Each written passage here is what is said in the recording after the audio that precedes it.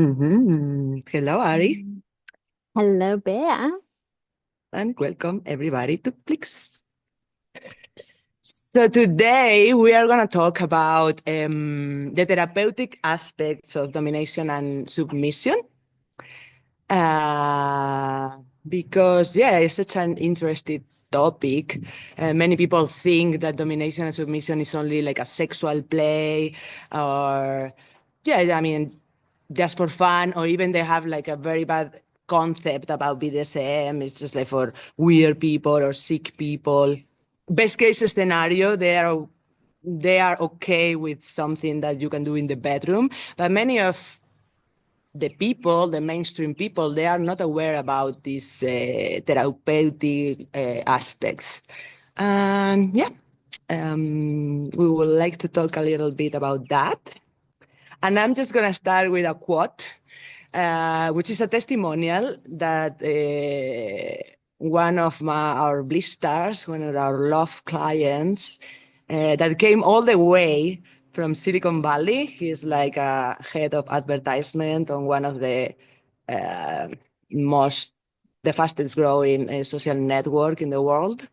And he's very fan of what we do. And he traveled not once, but twice to go through our offerings. And he's just an incredible individual. And after the experience, he wrote this. A somatic spiritual version of a cutting-edge therapeutic modality. Honestly, this has been an experience like no other to understand myself. It goes deep and it's absolutely life-changing. So this is what the smart people think about our work, and this is how, yeah, how useful it can be. So let's talk about why these DS dynamics are healing. Yes. Yeah, I love this somato-spiritual cutting edge modality. It's a mouthful, right? So if we take this apart into the individual parts, the first thing that a normal domination submission session differentiates from a therapeutic session is the intention. So you bring your intention into the space. So if you're as Bear said, there are a lot of misconceptions around domination, and very often domination is connected or associated with aggression, with pain, with like dominating through a lot of pain, which can be part of it, but it does not have to be painful. It can be also dominated with a lot of joy, with a lot of pleasure. So there's so many nuances to it. And when it comes down to um, setting a space for this, the first ingredient that makes it, that adds this element is the level of awareness. So with this, we bring in the intention. And the intention can be to heal some patterns, to heal childhood wounds, and to bring this consciously into the domination session and go through these things. So intention is the number one ingredient to start with. And then the second thing that is super important and the main differentiator is safety. Safety as in really creating a space where there is awareness and knowledge about the nervous system. Because if we want to rewrite patterns, if we want to make a lasting shift through the tool of domination and submission, we have to be anchored in safety. So we can revisit wounds, we can revisit patterns, but not from a space of being in the experience and looping again in the known loops that we all know, the patterns, but going into it, experiencing it, but being anchored in a space of safety where you can be like in the loop, but at the same time, you're also aware that this is a loop, that this is not your ultimate truth. And this is where the shift sets in, when you're anchored in safety, when your nervous system is regulated. So what we in Blixx focus a lot on is learning these tools, how to regulate the nervous system, how to co-regulate the nervous system as a dom, and how to increase as a dom your capacity of holding whatever wants to come out. So you're like, okay, I'm gonna be present with whatever comes up in that, and I'm gonna anchor myself in feeling safe in that, right?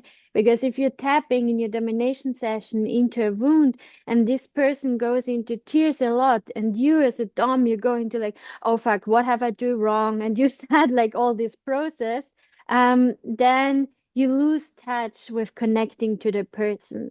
So you're also gonna breathe, anchor in your body. This is the somato part of what the somato spiritual cutting edge therapeutic modality is, um, to be anchored in safety. Now I give the word back to you to add more to that. Mm. Yeah, well, as I say, yeah, many people, I mean, what is exactly like domination submission? It's a consensual power exchange. And if we look at a story of trauma, most of the time, trauma happens in a situation where someone is overpowering someone. This is childhood. Childhood is your parents having power over you, and some situation happen, but you are kind of always on the receiving pole. So this is why, like, going into the scenes consciously can really help us with this trauma, because uh, most of the time trauma is a power. It comes from somewhere when you lost your power. So going into this game, yeah, it can really help us a lot. And as submissive, we can work a lot with trust, with surrender. As a dominant, we are going to work a lot like with presence, with really be there and provide the safety that the person needs. Mhm. Which also brings another element to it, which is rhythm. So we have the intention, we have the safety. Also, Beatrice mentioned now the presence, that is very important. And then we have the rhythm, which means that you're really going slow, and you're taking out the speed in whatever you're doing. Even if you do something speedy, I'm not saying that you have to be like really, really slow, so like falling asleep as you're dominating. But even if you're giving some impact to the body, to then give space to the body to have this impact land. If somebody is like, let's say we're going to impact play, we use this example of spanking. If somebody is like spanking you, and they're spanking you all the time without pausing, your system is overwhelmed at some point, or you even numb out, you disconnect from your body, because it's like always the same thing. So rhythm is important. Rhythm as in doing and not doing. And this is where also like the spiritual aspect comes in, to find a balance between those polarities that we know in Tantra, the Shiva and the Shakti, where the Shiva is the more active pole and the Shakti is more the receptive pole. So we're polarizing in between the submissive and the dominant, but also within the dominant itself, there needs to be some polarity, as in being active, but also taking yourself back and letting that action be received. So this is like the rhythmic kind of element to that. For me as well, there is kind of I will say, like two levels of BDSM. So the first one is you just go into a random scene, obviously negotiated with a safe word, with a safety, but you kind of just create something for pleasure, for curiosity, for really discover yourself, like a great experience. And then this is a little bit more what we do in level one. Kind of, we present the different archetypes and people role play these different archetypes, and then we give them some tools, for domination of the mind, energetic domination. We give them tools for verbal domination. We give them tools as well for domination physical in the body, some things to do, some techniques. And for me, this will be level one. It can be very, very healing because through this experience, sometimes, especially if it's like the first time, but it doesn't have to be like the first time, but sometimes you kind of get access to childhood memories. I already told my story of my first spanking experience, but I will repeat it here. So I went and I didn't know what I was going into. And suddenly this person gave me my first spanking scene, and he was spanking my butt for about 40 minutes. And for me, it was very weird because I was coming from a very vanilla kind of sex life. So just sometimes, in the back, like that, but you never have like a proper spanking session. So this person was giving me that, and suddenly I was like going into my emotional landscape and really going through my relationship with punishment.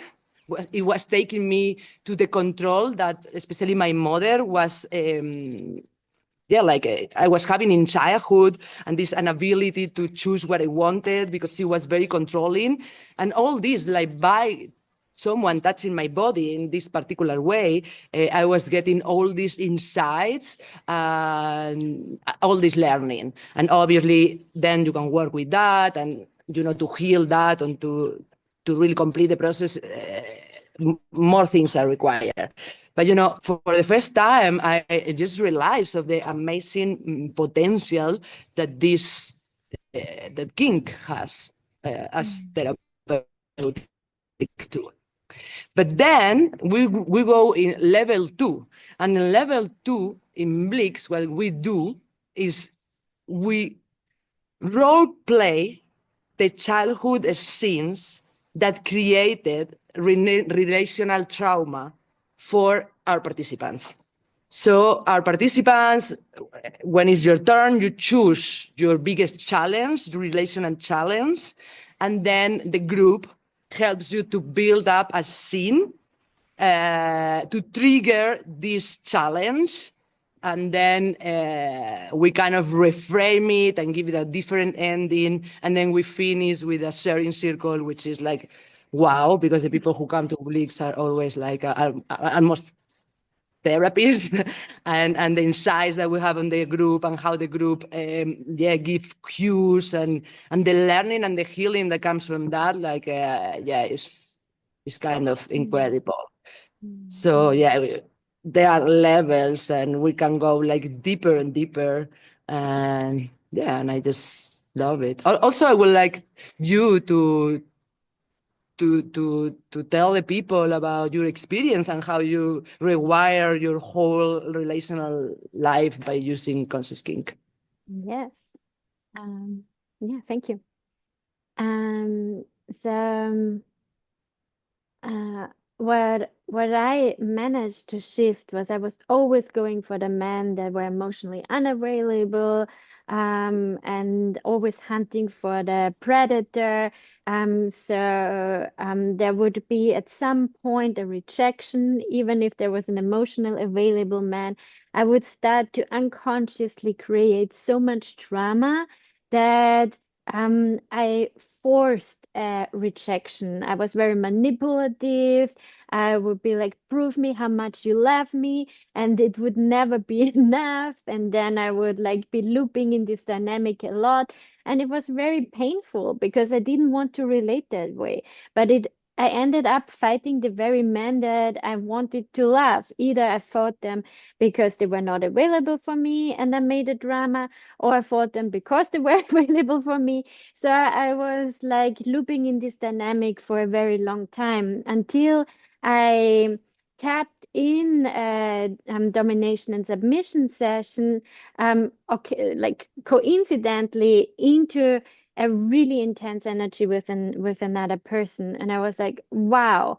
And he started to be very angry, and this triggered something very intense in me, and I could feel like how I wanted to push him away. So we stopped immediately. We were at the play party, and it was like, okay, we want to really take a space for this to go deeper into this dynamic.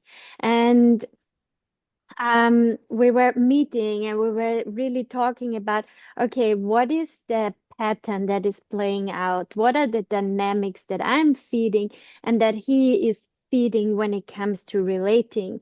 And we were creating a beautiful scene where he would be embodying this man that wanted to love me, prove how he loved me. I pushed him away, and then he got very angry. Um, and he turned this anger towards me instead of running away from me. So this was kind of the scene that we were creating, bringing all these dynamics from the way I'm relating and also his desire with his background of not really allowing himself to embody that part of the masculine that is bursting out in anger, that is aggressive. He had this part very much suppressed, so he could get in touch with this suppressed part within him, and we found a scene that would support both of our dynamics.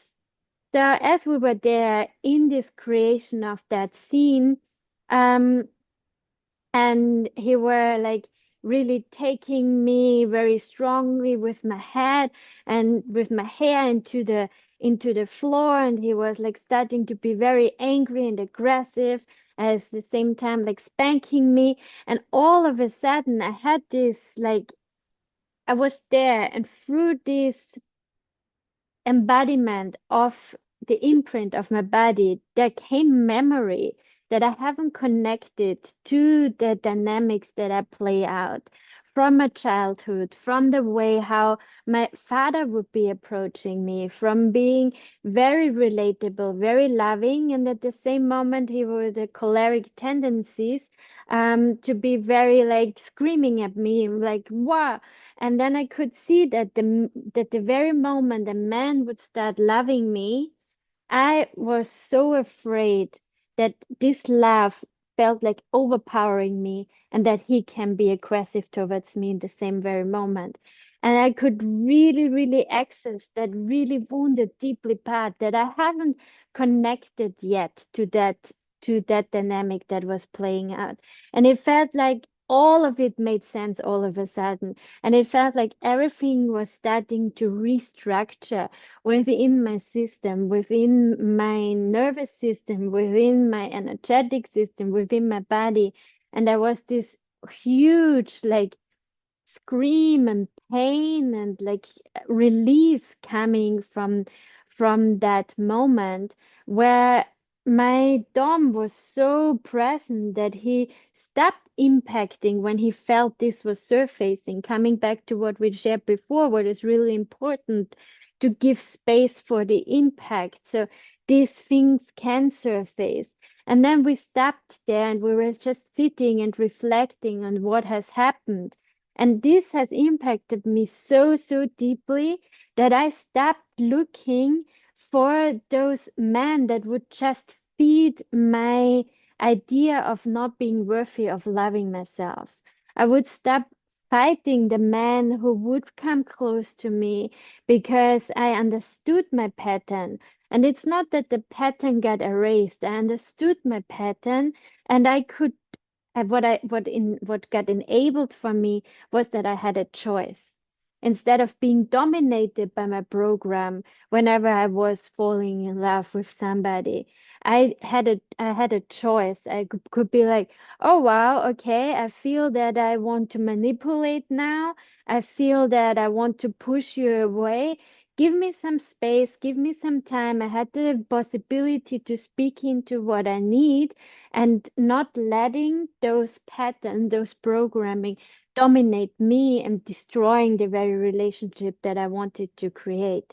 And from that ability, eventually I could create the relationship that I wanted to have and eventually securely attach to somebody without that I love you, I hate you, trauma addiction, trauma bonding kind of dynamics that were, and also without that idea that um, relationship needs to be hard and there needs to be strong conflicts for my personal growth.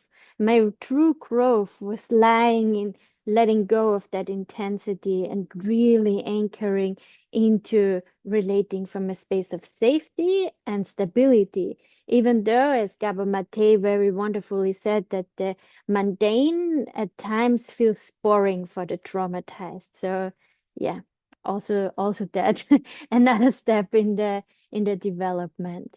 But yeah, this was the whole power that domination and submission can have when you do it intentionally, when you do it slowly, when you do it present, when you do it with the right rhythm and with the right awareness about the nervous system and bringing all these therapeutic aspects into the play.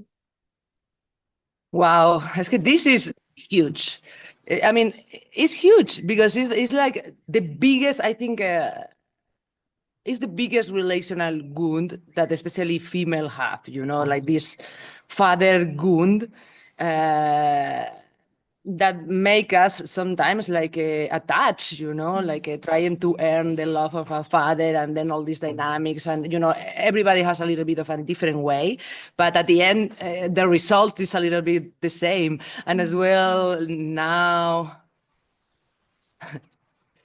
in the new age community that more and more people are speaking up, and you see, how women are like so wounded on this regard and always looping into this unavailable man who are there, the tantric fuck boy, and all of them like crazy, like following them, and then the drama and the rejections and the feeling lonely, and it's huge. And and the fact that you can heal that in the body, from a felt experience. Because yes, sometimes we realize, like, all the therapy, we realize, we know what is going on at some point. Some people take more time, some people, you realize, and from your mind you already know, and you do your therapy, but still, still you are looping, and still it takes so long. And like to do this, to heal that from a felt experience, in the body, it's just like shortcut in a way. Mm. Absolutely. And this is what domination and submission is, right? It's a shortcut of a year long of therapy. And as you said, it's like so often, especially if you're struggling with a certain pattern a lot, you are starting to really very well understand that pattern, but still in the moment when this shows up, you don't have a choice but leaning into that pattern and allowing this to be your words that come out, to be your drama that you're creating, your conflict that you're causing. And for so long, for me, I was like, fuck, this is not me, but this is me, right? So it's like it also feels very um it feels like a very very dominant shadow aspect that we are so not wanting to be, but yet we are that. And it's like, okay, how can I make a choice, how can I shift this? And this is, as you said, through this shift in the body, but also through that understanding of the mind. And this is why I love domination and submission so much, because it tackles all those levels. You have the Like a energetic family level. constellations, but with the Exactly. family constellations, yeah, but with the body With the impact. body, with the Uh, impact, with the awareness, with the nervous system, understanding, with all of that. And it's like it's just yeah, such a blessing to have that tool and to have received something that really shifts things. Because I mean, I was very desperate because all I wanted was like a normal relationship, and all I did was fucking creating and I really see the drama change, yeah, because I have known you, and your looping of the before. dynamic, Yeah, how you were so dramatic and really creating like a lot of drama. And now I see you, like so stable and really like happy and content and balanced and, just having and building the life of your dreams. So it's not like a blah blah. It's like a life absolutely. changing, like Carmen say, it's like life Absolutely. changing. This can change your life. But I mean, even without, okay, going into this is like, okay, like the highest. I mean, the highest, right? I mean, suddenly you find something that suits your life. But I mean, even without going there, just like the trauma lives in the body, just like a nice impact play session doing really nicely, how much you can release, how much tension, how much crying, you can release from the body, just like a very nice bondage session, when you feel held, when you feel supported on a, just like receiving the attention of the dom, receiving Mm. this presence and divine undivided attention and someone being there for you, yeah, like with 100% of the body already, like these things are healing, and shifting Of course. slowly, Yeah. but just that, and as well, like the endorphins, I mean, the Mm. hormones, all the hormones that you are Mm. releasing, Yeah. like it's like doing sport. I mean, people is like, okay, yeah, it's true. Some people they go into depression, and what is missing that a lot is like moving the body, doing the sport, get your hormones running, and as well, kink can provide that. Absolutely. And I mean, not only for the submissive part of you, also for the dominant part of you. Like when you manage to create a space where somebody can release something, where you really care and you develop this holding of somebody, this is affecting and benefiting your entire life. How you step up as a leader, how you're walking the talk, how you are showing up in your relationships. Because this is like nurturing you. This is like nurturing from a different source within you. There's a lot of confidence and trust in yourself coming up through being on the dominant side and knowing how to create that container, how to walk the talk, how to speak, and to liberate all of the blockages that might come with like really speaking into commanding, into really guiding and creating something for someone without thinking, oh, am I doing this right? But really trusting that what you do is just perfect right now and following this little formula that we put together of like of rhythm, of presence that I already said, of safety, of intentionality. So if you're like following this formula, nothing can go wrong, and it can release also a lot of self-doubt and self-criticism, also on the dominant side. So this is why in Blixx we're always going on to both sides of the coin, so we can develop both paths within ourselves, because only then we can be whole. And then if you have a preference, you can lean into your preference. But for Blix, for the purpose of transformation, we always look into both polarities. But very important to follow the formula, because as well, this BDSM practice with the wrong person in the wrong setting can re-traumatize people, can make you as well like well, you can again replay your patterns and again like get very addicted, because as well, you know, all this amount of chemicals and all this enhanced experience can be addictive, and you can be like re-traumatizing yourself and looping on the same dynamic. So it's very, very, very important that we do this in the right setting with the right people, with the safety, that we follow the formula, that yeah, we do it with someone.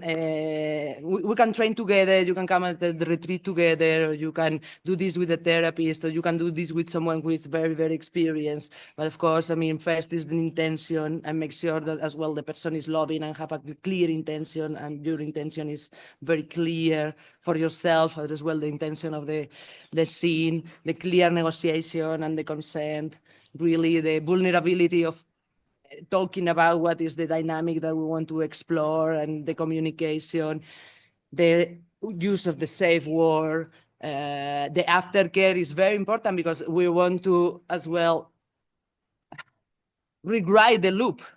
And the loop, we need to give them the different ending, and the ending has to be care and has to be love, and we need to wrap it up, you know, so we don't leave it open and continue.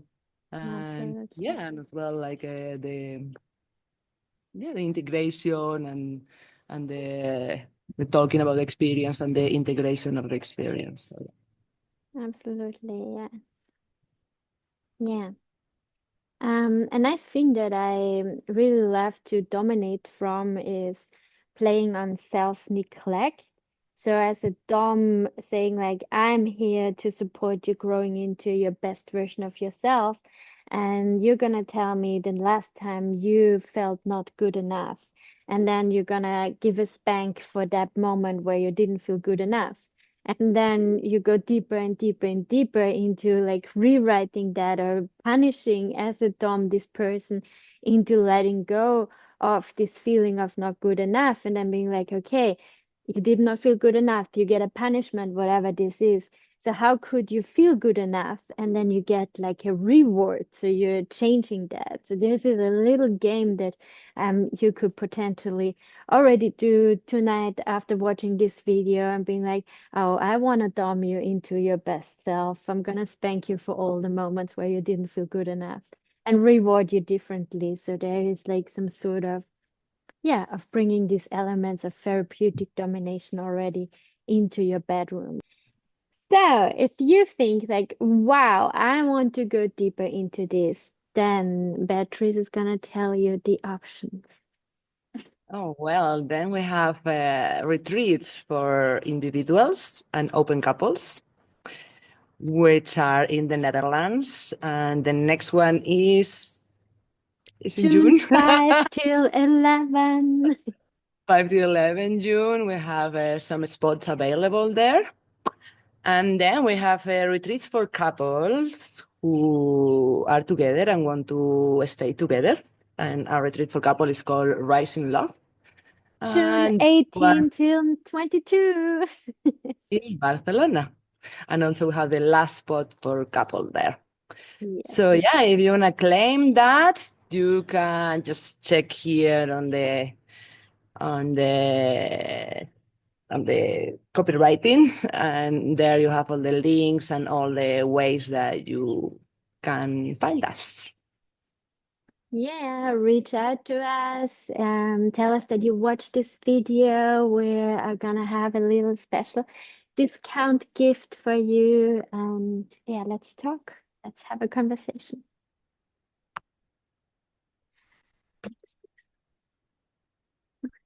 Bye bye.